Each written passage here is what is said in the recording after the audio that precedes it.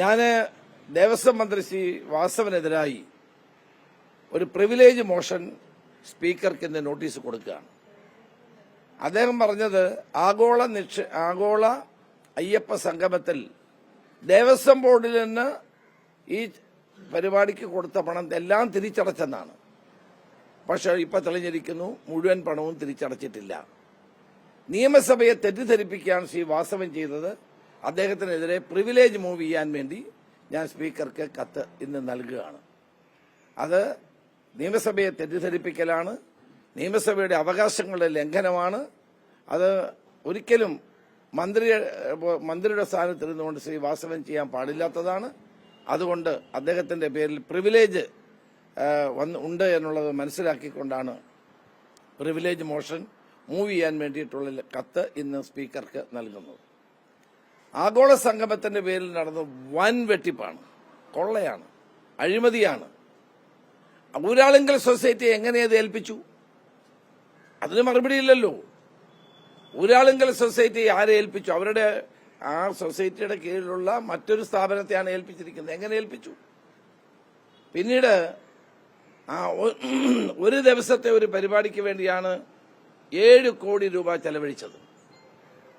അവിടെ ഉണ്ടായ ഭക്ഷണം മുഴുവൻ അവസാനം വെട്ടിമൂടുകയായിരുന്നു, കഴിക്കാൻ ആളില്ലായിരുന്നു.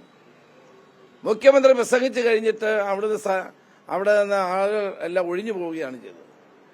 തമിഴ്നാട്ടിൽ നിന്നും ആന്ധ്രയിൽ നിന്നും വന്ന അയ്യപ്പ ഭക്തന്മാരെ പോലീസ് പിടിച്ചാണ് ആ പന്തലിൽ കൊണ്ടിരുന്നത്. അവർ പേടിച്ചു പോയി. കാരണം ഈ പോലീസ് ഞങ്ങളെ എന്തിനാണ് പിടിക്കുന്നത്?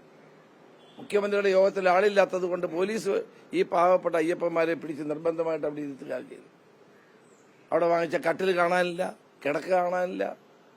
ആ പരിപാടിക്ക് വേണ്ടി വിളിച്ച ആളുകളുടെ പേരിൽ പണം എഴുതിയെടുക്കുന്നു, അവരെ വിളിച്ചില്ല എന്നിപ്പോ പറയുന്നു. ഇങ്ങനെ വൻതോതിലുള്ള അഴിമതിയാണ് നടന്നത്. ഇതിന് ഉത്തരവാദി വാസവനാണ്, ദേവസ്വം മന്ത്രിയാണ്. മന്ത്രിയുടെ പേരിൽ മന്ത്രി രാജിവെക്കുകയാണ് വേണ്ടത്. മന്ത്രിക്ക് അധികാരത്തിൽ തുടരാനുള്ള അവകാശം തന്നെ പൂർണ്ണമായും നഷ്ടപ്പെട്ടിരിക്കുകയാണ്.